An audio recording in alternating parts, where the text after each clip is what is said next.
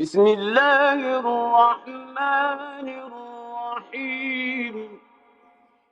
And what kind of products do you have? I know you have multiple. So the first one that bought me a house is the curl sponge. Curl sponge. Yeah, that was back 2013, 2004 to 2013. My friends use this, Mm-hmm. and they hype it up all the time, and their entire family uses it. I'm like, I know the guy who invented it.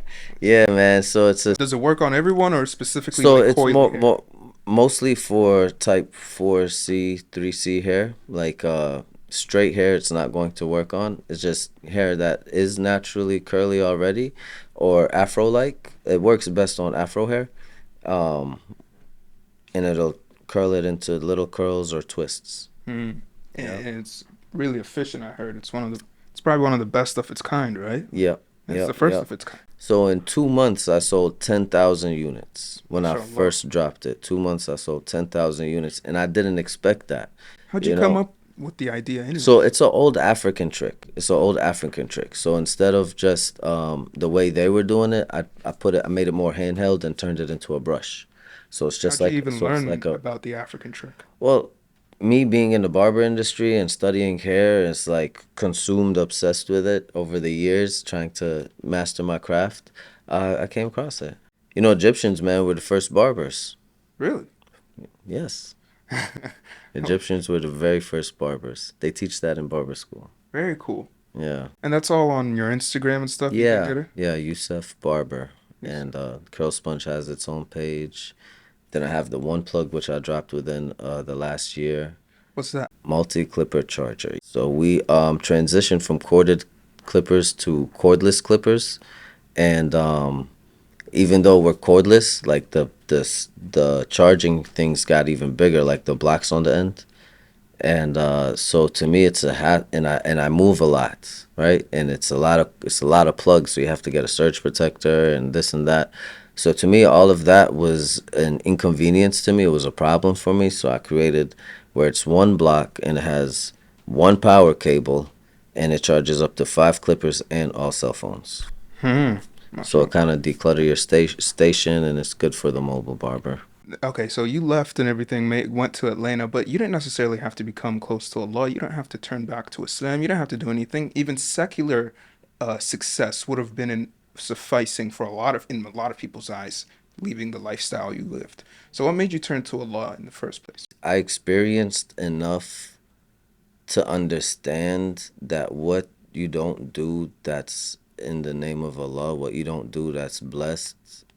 A lot of people say, like, or halal, it will get a rebuttal. What you will attract the negative of it. I Especially if Allah experienced loves it. you. Yeah, especially if Allah loves you, because if He didn't love you, He'll let you enjoy all the worldly things. Me, I'd get 10,000 up real quick, and then boom, have to pay it for bail, or pay it to the lawyer, or I'll get a car, and then it'll get impounded. I'll get another car, it'll get impounded, seized, all types of stuff, man. Like everything that can, like they say, easy come, easy go. I had, like, I think it was like 14,000 cash, and in 2 months it was gone.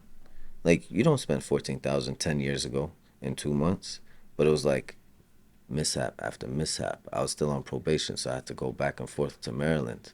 The car engine would blow out, or I had to get another car. It was just mishap after mishap till all that money was down. Like, it was down to 1,400, you know?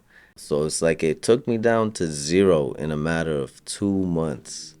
And it just, to me, that was Allah cleaning the money. Here, start from scratch. So everything you have, everything I have today is acquired from halal sources, cutting behind the chair or selling different products that I created over the years. What would your advice be to Muslims that are growing up in the streets today, where even their parents are living in a lower class environment and income, and they don't have a choice but to be in that environment? My advice, right, is to make sure you pray all 5 of your prayers.